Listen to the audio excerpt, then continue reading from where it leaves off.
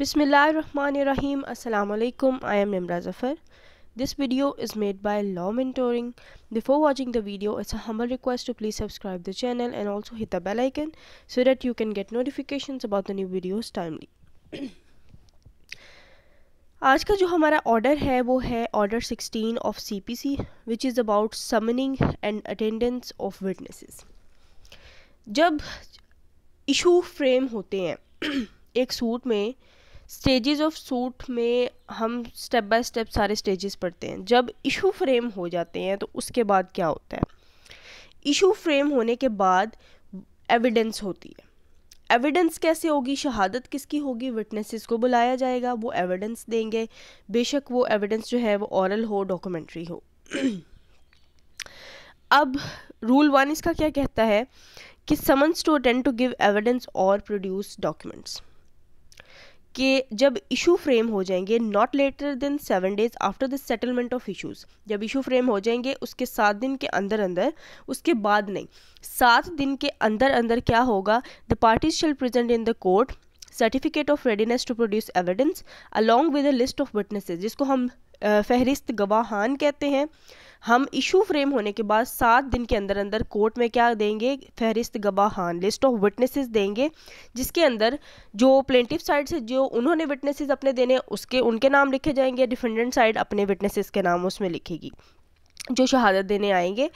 और when the purpose to call either to give evidence और to produce documents, अब वो एविडेंस देने भी आ सकते हैं, शहादत देने भी आ सकते हैं, और डॉक्यूमेंट्स को प्रोड्यूस करने के लिए भी जो है वो फहरिस्त गवाहान में विटनेसेस को लिख सकते हैं। A party shall not be permitted to call witnesses other than those contained in the said list.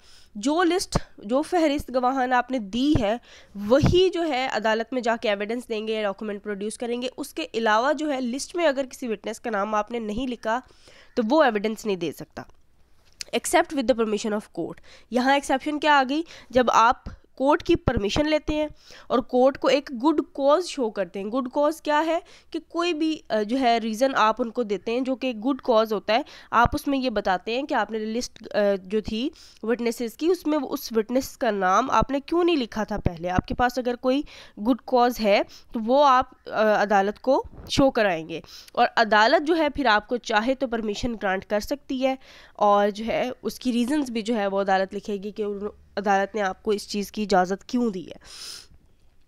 उसके बाद आ जाएगा on application to the court such officer as it appoints in his behalf the parties may obtain summon for the person whose attendance is required in court.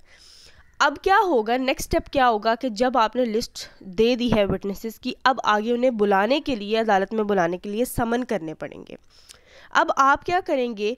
Court के through समन करवाएंगे। अदालत को जो है आप कहेंगे अब ये इन पर्सनस को बुलाना है, इनकी अटेंडेंस रिक्वायर्ड है, तो उसको उनको समन किए जाएंगे। Provided that know someone shall be issued for the service on a person under Rule 8 unless an application in this behalf is made not later than 14 days prior to the date fixed for the hearing of the suit and necessary expenses for summoning of such person are deposited।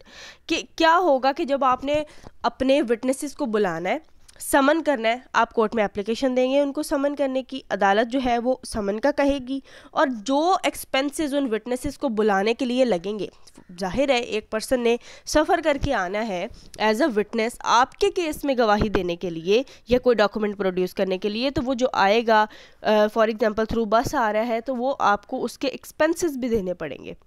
वो इतनी दूर से चल के आ रहा है तो आपको ख़र्चा भी उसका देना पड़ेगा, आप वो ख़र्चा भी देंगे साथ में। उसके बाद आ जाते हैं रूल 2 पर। रूल 2 क्या कहता है? Expenses of the witnesses to be paid into the court on applying for summon, कि आप जिन विटनेस को अप्लाई कर रहे हैं समन करने के लिए, उनके एक्सपेंसेस भी आप कोर्ट में जमा करवाएंगे। The party applying for a summon shall before summon is granted, जब समन होने से पहले, and within a period to be fixed pay into the court such a sum of money as appears to the court to be sufficient to defray the travelling and other expenses of the person summoned। जितना court sufficient समझे कि एक ये जो witness है इसको समन करना है, इसको बुलाने के लिए इतने एक्सपेंसेस जो हैं वो सफिशेंट होंगे कि वो ट्रैवल करके आ सके और जो उसके बाकी अखराजात हैं वो पूरे हो जाएंगे। तो कोर्ट जितना ख़र्चा आपको कहेगी, जितना फ़िक्स करेगी, तो टाइम फ़िक्स करेगी कि इतने दिन के अंदर ये ख़र्चा जो है अदालत में आपने जमा करवाना है, तो वो आपको जमा करवाना पड़ेगा जिस पर्सन को आप समन कर रहे हैं एज अ विटनेस, ठीक है, क्योंकि वो आपकी तरफ से जो है एज अ विटनेस आ रहा है। In passing to and from the court which he is required to attend for one day's attendance, मतलब अगर एक दिन की अटेंडेंस है तो फिर ये कि जितना कोर्ट समझेगी ज़रूरी उसको खर्चा भी आपको जमा करवाना पड़ेगा। सेकंड पॉइंट क्या है इसका, सब रूल 2, एक्सपर्ट्स क्या होते हैं। सबसे पहले तो मैं इसका आपको रेफरेंस बता दूं कि QSO आर्टिकल 59 और 60 एक्सपर्ट ओपिनियन को डील करता है। एक्सपर्ट ओपिनियन होती क्या है कि ये ऐसा एक्सपर्ट और स्किल्ड पर्सन होता है जो कि जिसके मुताबिक आपने एविडेंस लेनी है, ठीक है। फॉर एग्जांपल थंब इम्प्रेशन है, तो आप उसमें कोई एक्सपर्ट ओपिनियन लेना चाहते हैं तो आप अदालत बुलाएगी खुद, ठीक है। अदालत एक्सपर्ट ओपिनियन लेगी, अदालत उस पर्सन को खुद बुलाएगी और वो कहलाएगी एक्सपर्ट ओपिनियन, जो कि उस फील्ड का स्किल्ड पर्सन है, ठीक है। अब जो एक्सपर्ट ओपिनियन को अगर अदालत ने बुलाना है तो उसके लिए रीज़नेबल रिम्यूनरेशन, क्योंकि वो जो है ये गवर्नमेंट का बंदा होता है और जिसको अदालत जब बुलाती है तब ही ये आता है। अगर अब जाहिर है एक्सपर्ट ओपिनियन आपने लेनी है, एक्सपर्ट एक बंदा आ रहा है, स्किल्ड पर्सन आ रहा है, तो वो आपके लिए अपना टाइम जो है वो सर्व करेगा उस चीज़ को, उसकी चीज़ के लिए उसका टाइम जो है वो लगेगा, तो उसके लिए रीज़नेबल रिम्यूनरेशन कोर्ट फिक्स करेगी जो कि आपको देनी पड़ेगी। उसके बाद थर्ड पॉइंट है स्केल ऑफ एक्सपेंसेस के। अब यहाँ पर स्केल के हिसाब से एक्सपेंसेस जो हैं वो फिक्स किए जाएंगे। उसके बाद आ जाता है rule 3, tender of expenses to witnesses. अगर कोर्ट ये समझती है कि विटनेसेस को जो है वो पर्सनली कोर्ट में ये देने चाहिए जितनी उनके पैसे बनते हैं, एक्सपेंसेस बनते हैं, the sums paid into the court shall be tendered into the person summoned at the time of serving the summons if it can be served personally. अगर उसे पर्सनली दिए जा सकते हैं तो कोर्ट में जब वो आएगा तो उसको पर्सनली भी जो है उसके हैंड ओवर किए जा सकते हैं। उसके बाद आ जाता है रूल 4। रूल 4 क्या कहता है, procedure where insufficient sum paid in. अगर तो जो आपने खर्चा या एक्सपेंसेस जो है वो कोर्ट में दिए हैं वो इनसफिशिएंट हैं, मतलब कि वो अभी कम है, इनसफिशिएंट हैं, तो फिर क्या होगा, where it appears to the court or to the such officer as is a point in this behalf that the sum paid into the court is not sufficient to cover such expenses, कि वो इतने कम हैं कि expenses पूरे नहीं हो रहे उस विटनेस के जिसको आप बुला रहे हैं। और रीज़नेबल रिम्यूनरेशन, मतलब अगर एक्सपर्ट ओपिनियन आप ले रहे हैं तो रीज़नेबल रिम्यूनरेशन नहीं है, the court may direct such further sum to be paid. तो कोर्ट क्या कहेगी आपको कि आप मज़ीद जो पैसे हैं, एक्सपेंसेस हैं, वो जमा करवाएं। अगर आप जो है उस फिक्स टाइम में वो दोबारा से जमा एक्सपेंसेस नहीं करवाते, डिफ़ॉल्ट करते हैं पेमेंट करने में, तो आपकी जो प्रॉपर्टी है, मूवेबल प्रॉपर्टी, ठीक है, वो अटैच कर ली जाएगी। अदालत उसको क्या करेगी, अटैच कर लेगी और उसमें से आपका जो है ना वो पूरा किया जाएगा। आपकी प्रॉपर्टी अटैच हो सकती है, उसके अलावा क्या हो सकता है, और द कोर्ट में डिस्चार्ज द पर्सन समन, और जो आपकी तरफ से विटनेस आया है उसको भी डिस्चार्ज कर सकती है, उसको भी कह सकती है कि आप जा सकते हैं, without requiring him to give evidence. Evidence दिए बगैर ही उसको वापस भी भेज सकती है, और ये दोनों काम भी कर सकती है कि वो डिस्चार्ज भी कर देगी, अटैच आपकी प्रॉपर्टी भी अटैच हो सकती है, क्योंकि वो आया तो है ना, उसके एक्सपेंसेस तो लगे हैं ना। उसके बाद इसका सब रूल 2 क्या कहता है, expenses of the witness detain more than 1। अगर एक से ज़्यादा दिन के लिए वो आया है, मोर देन 1 डे, अगर एक दिन के लिए आया था तो उसका क्या प्रोसेस था कि उसको देने पड़ेंगे जितना कोर्ट ज़रूरी समझेगी एक्सपेंसेस। एक से ज़्यादा दिन के लिए आया है तो फिर क्या होगा, जितना कोर्ट को ज़रूरी लगे कि एक से ज़्यादा दिन यहाँ पर उसका रुकने का इंतज़ाम होना चाहिए, उसके आने जाने का जो एक्सपेंसेस है, खाने पीने के एक्सपेंसेस, जितना कोर्ट ज़रूरी समझेगी वो आपको देना पड़ेगा। और अगर आप नहीं करते तो सब रूल 1 के अकॉर्डिंग आपकी प्रॉपर्टी भी अटैच की जा सकती है। उसके अलावा जो है कोर्ट जो है उसको डिस्चार्ज भी कर सकती है विदाउट गिविंग एविडेंस विटनेस को, या फिर ये दोनों काम भी हो सकते हैं। उसके बाद आ जाता है rule 5, time place and purpose of attendance to be specified in summons. जब विटनेसेस को समन किए जाएंगे तो जो समन उनको दिए जाएंगे उसी में उनके आने का जो मकसद है वो भी बताया जाएगा, और जो टाइम पर उन्होंने आना है, किस जगह पर उन्होंने आना है, वो भी उनको स्पेसिफाइड किया जाएगा.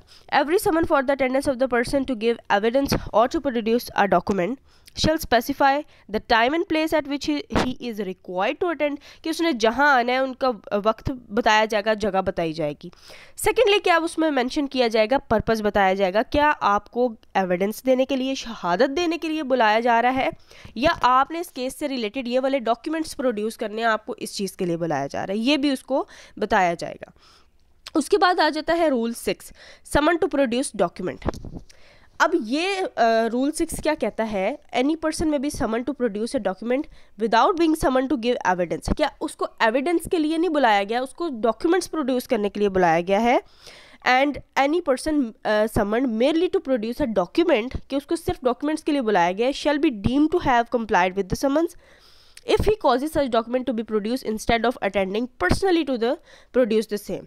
कि अगर वो खुद नहीं आता, पर्सनली अटेंड नहीं करता कोर्ट को, लेकिन वो डॉक्यूमेंट जो रिक्वायर्ड है कोर्ट को वो भिजवा देता है किसी तरह, डॉक्यूमेंट कोर्ट में आ गए हैं, तो ऐसे ही समझा जाएगा कि उसने समन जो भेजे थे उसकी कंप्लायंस कर ली है, उसके ऊपर कोई एतराज़ नहीं होगा. अगर उसने डॉक्यूमेंट भिजवा दिए हैं, पर्सनली अटेंड नहीं किया, तो इट्स सफिशेंट. उसके बाद आ जाते हैं rule 7, power to require person present in court to give evidence और प्रोड्यूस डॉक्यूमेंट. के लिस्ट ऑफ विटनेसेस एक तो हमने देखे थे, डिफेंडेंट और प्लेंटिफ दोनों अपने फहरिस्त गवाहान देंगे. जो विटनेसेस लिस्ट में मौजूद हैं वही एविडेंस भी दे सकते हैं या डॉक्यूमेंट्स प्रोड्यूस कर सकते हैं, इसके अलावा नहीं कर सकता. लेकिन यहाँ पर एक कोर्ट के पास भी पावर है कि अगर जो है अदालत में कोई ऐसा बंदा है, या वो अदालत ज़रूरी समझती है कि इसकी जो एविडेंस है या वो ज़रूरी हो सकती है, तो अदालत ख़ुद से भी उसको कह सकती है, डायरेक्शन दे सकती है कि वो एविडेंस दे या डॉक्यूमेंट्स को जो है वो प्रोड्यूस करे. उसके बाद है rule 7A, service of summon by parties. कि यहाँ इसका क्या मतलब है, इसका ये मतलब है बाय पार्टीज़. हमने यहाँ पर देखना है लफ्ज़ लास्ट पे बाय पार्टीज़, कि पार्टीज़ टू द सूट जो हैं वो अगर ख़ुद भी अपने विटनेसेस को पर्सनली जो है बग़ैर समन के जो है वो अदालत में कह देती है कि ये पर्सन जो है ये मेरे घर के साथ रहता है. अगर हमने समन्स वाला जो प्रोसीजर है वो अडॉप्ट किया तो इसमें टाइम ज़्यादा लगेगा, टाइम ज़्यादा कंज्यूम हो जाएगा, 2 दिन लग जाएंगे, ये ज़्यादा टाइम लग जाएगा. ये मेरे घर के साथ रहता है तो मैं इसको खुद ही कह देता हूँ, ठीक है, service of summon by parties, तो मैं इसको खुद ही कह देता हूँ, तो ये आ जाएगा, तो इसमें टाइम जो है वो कम कंज्यूम होगा.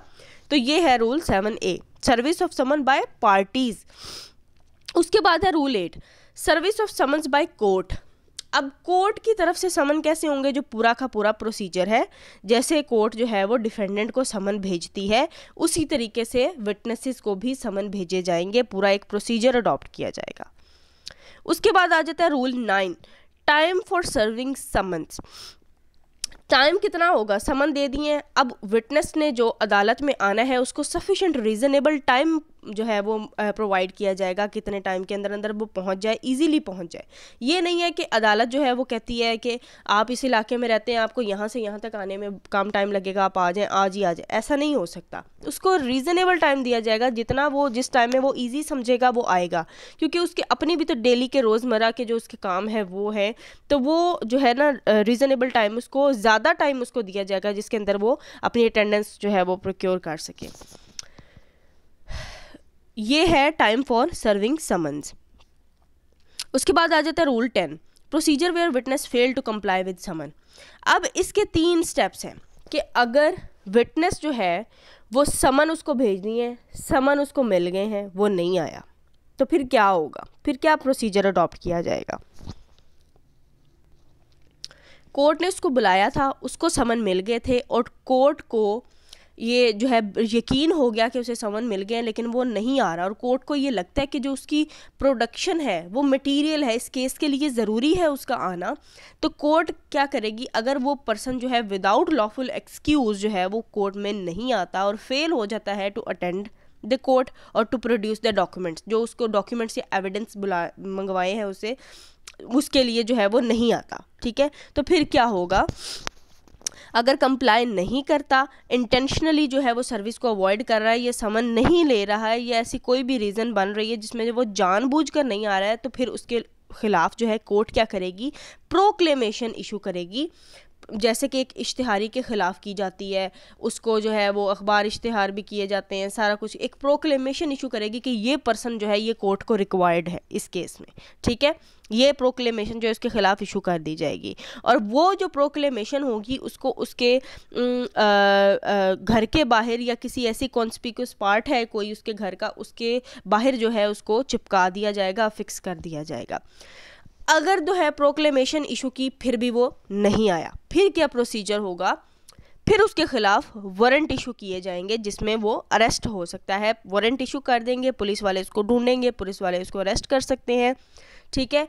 और उसके बाद क्या होगा कि या फिर कोर्ट क्या कर सकती है इसके साथ, and may make an order for the attachment of his property, उसकी प्रॉपर्टी को भी अटैच किया जा सकता है कि अगर, या फिर अगर कोर्ट उसको फ़ाइन करना चाहती है, कितना फ़ाइन कर रही है कोर्ट, फॉर एग्जांपल कोर्ट ने 50,000 रुपये उसको फ़ाइन कर दिया है, तो 50,000 अगर 50,000 रुपया फ़ाइन जो है वो खुद तो नहीं है तो वो नहीं दे सकता, तो उतने ही 50,000 के हिसाब से उसकी कोई मूवेबल प्रॉपर्टी को अटैच कर लिया जाएगा।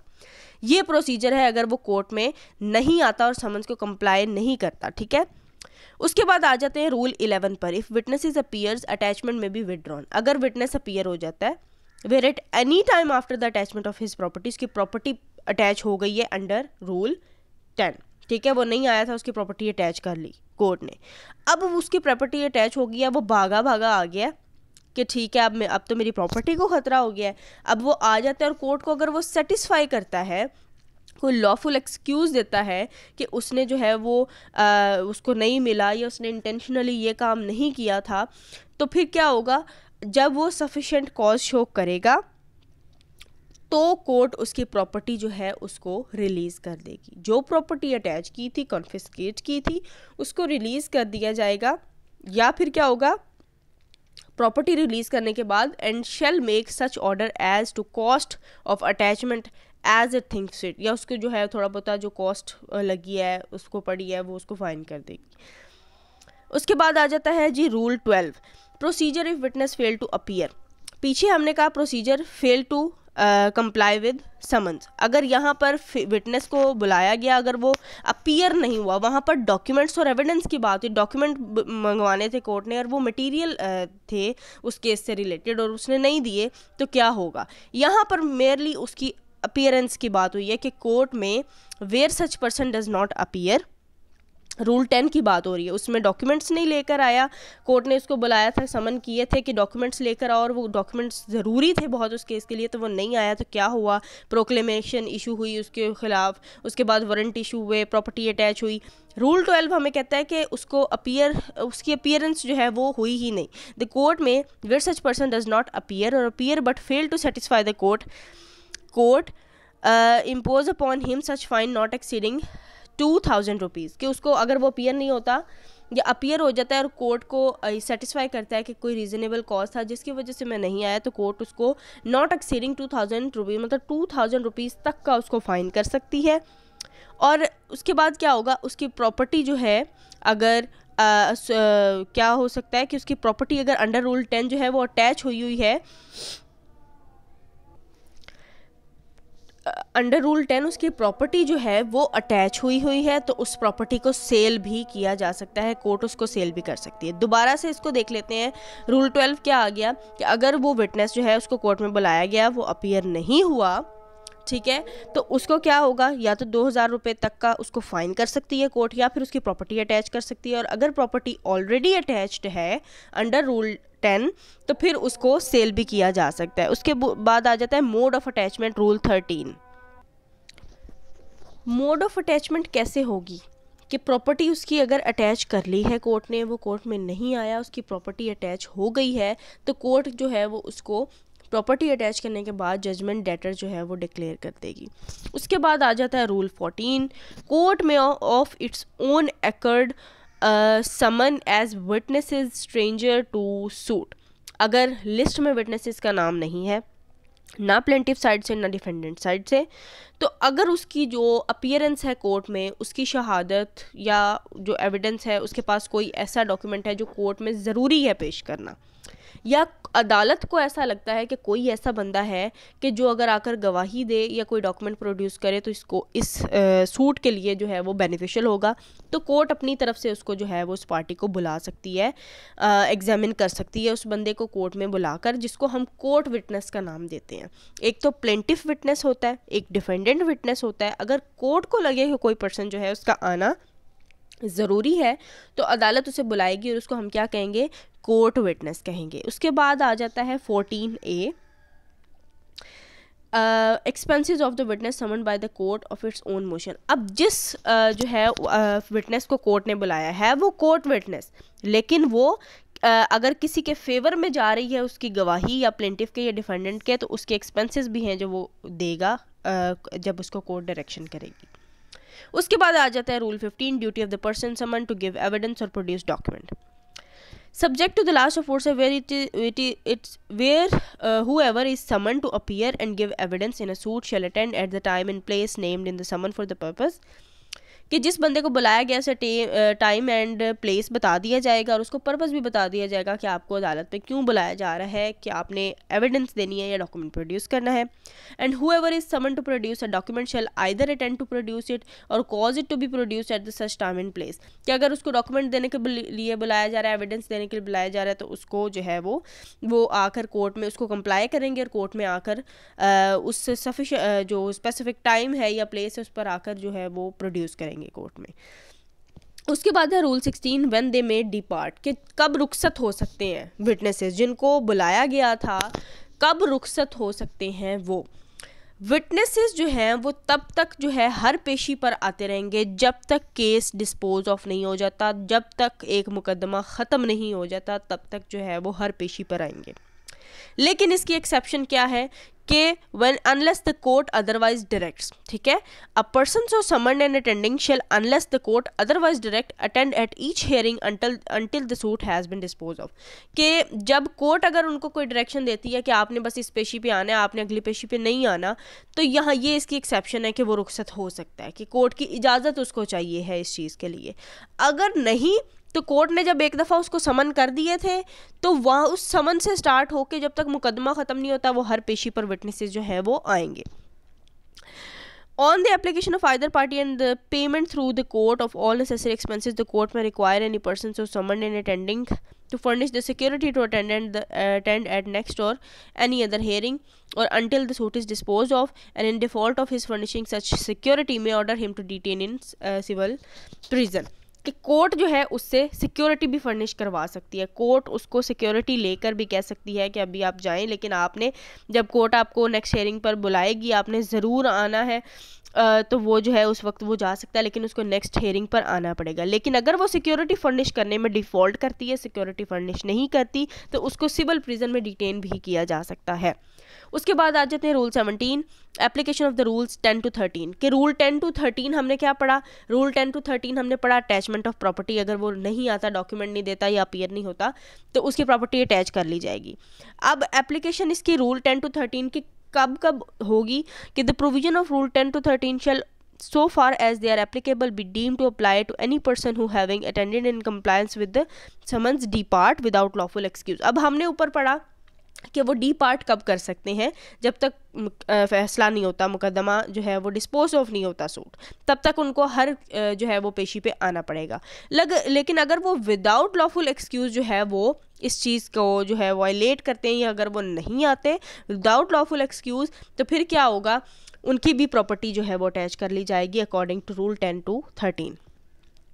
उसके बाद आ जाता है rule 18, procedure where witness apprehended can not give evidence और प्रोड्यूस डॉक्यूमेंट, के विटनेस जो है उसको एप्रीहेंड कर लिया गया था, विटनेस को जो है वो डिटेन कर लिया गया था, कस्टडी में रख लिया गया था, लेकिन उसके बावजूद भी उसने क्या किया, उसने मतलब उसके ख़िलाफ़ अगर वारंट इशू हुआ उसको अरेस्ट कर लिया, लेकिन उसके बावजूद उसने जो नहीं है वो अगर उसने दे दिए हैं एविडेंस या जो डॉक्यूमेंट उसने देने थे वो उसने दे दिए, तो कोर्ट क्या करेगी, court may require him to give reasonable bail or other security of his appearance at such time and place at the court as court thinks fit.